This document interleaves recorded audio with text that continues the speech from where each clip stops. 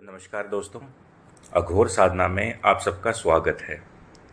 तो आज मैं आपको बताऊंगा कि नारद मुनि की एक कहानी जो आपको सुनने में बहुत अच्छी लगेगी और आपको इससे प्रभु की माया का भी पता लगेगा।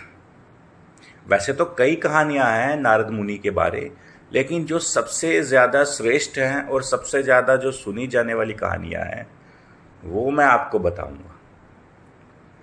तो कहानी का जो टाइटल है वो है प्रभु की माया। तो वीडियो को पूरा देखिएगा, तभी आपको इस प्रभु की माया का पूरा पता लगेगा। ठीक है, तो चलिए शुरू करते हैं।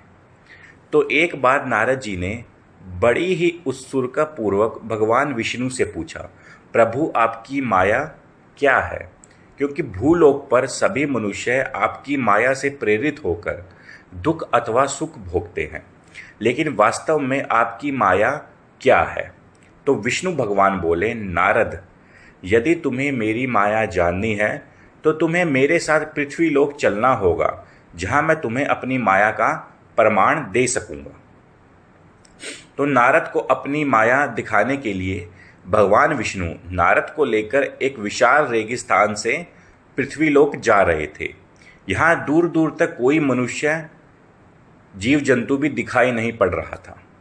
नारद जी विष्णु भगवान के पीछे पीछे दो रेगिस्तान की गर्म रेत को पार करते हुए आगे बढ़ते रहे। चलते चलते नारद जी मनुष्य की एक ही भांति गर्मी और भूख प्यास का एहसास होने लगा। तभी कुछ दूरी पर उन्हें एक छोटी सी नदी दिखाई दी।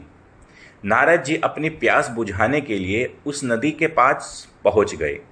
तभी उन्हें कुछ दूरी पर एक सुंदर कन्या दिखाई दी, जिसके रूप को देखकर नारद मुनि उस कन्या पर मोहित हो गए। नारद जी ने उसके पास जाकर उससे वीरान जगह पर आने का कारण पूछा। तो कन्या ने बताया कि वह पास के ही एक नगर की राजकुमारी है और अपने कुछ सैनिकों के साथ रास्ता भटक गई हैं। नारद मुनि भी राजकुमारी के साथ उसके राज्य में पहुंच जाते हैं। राजकुमारी सब हाल अपने पिता को बताती है।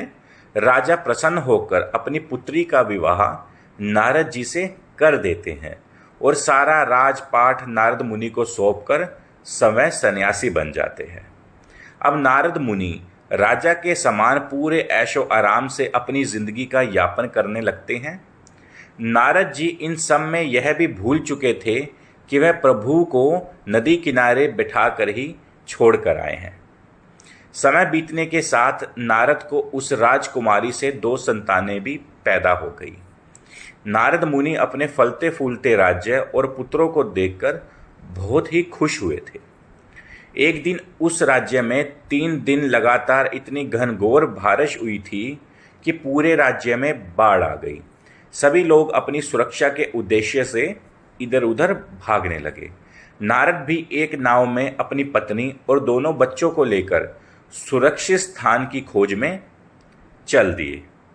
बाढ़ इतना भयानक रूप ले चुकी थी कि राज्य से निकलते हुए नारद की पत्नी नाव से नीचे गिर गई और तेज बहाव के साथ वह बह गई।